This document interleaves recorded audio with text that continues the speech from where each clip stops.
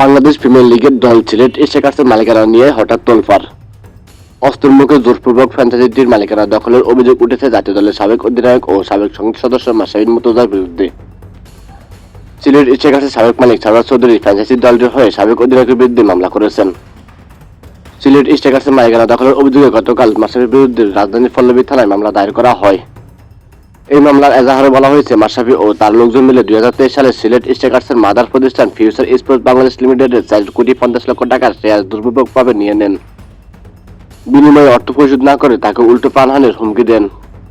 মামলার খবর ছড়িয়ে পড়তে সামাজিক যোগাযোগ মাধ্যমে ব্যাপক সমালোচনা শুরু হয়। জাতীয় দলের সাবেক অধিনায়ক মাশরাফির বিরুদ্ধে এমন অভিযোগ যারা হজমই করতে পারছেন না তার সমর্থকরা। তবে সিলেট স্ট্রাইকার্স এই অভিযোগ উড়িয়ে দিয়েছে। ফ্র্যাঞ্চাইজিটির ফেসবুক পেজে এরই মধ্যে বিবৃতি দিয়েছেন তারা।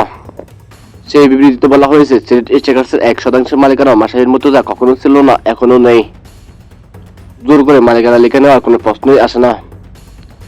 ফ্র্যাঞ্চাইজির মালিকানার যে কাগজপত্র বিসিবির কাছে আছে সেখানেও মাশরাফির নাম নেই। এখন সাম্প্রতিক পালাবদলের পর যখন নতুন যুগের সর্দিক্ষণে তখন পরিস্থিতির ফায়দা নিয়ে কেউ কেউ ব্যক্তিগত উদ্দেশ্য হাসিল করার চেষ্টা করছে। তাই সিলেট স্ট্রাইকার্সের বক্তব্য সমর্থক ও দেশের ক্রিকেট অনুসারীদের প্রতি দায়বদ্ধতা থেকে আমরা আমাদের অবস্থান তুলে ধরলাম। আইনি ব্যাপার আমরা আইনগতভাবে মোকাবেলা করব। তো দর্শক, মাশরাফি মামলা নিয়ে সিলেট স্ট্রাইকার্সের এমন মন্তব্য আপনারা কোন দেশে দেখছেন তা জানিয়ে দিন কমেন্ট করে। আর হ্যাঁ, লাইক এবং শেয়ার করতে ভুলবেন না। ধন্যবাদ।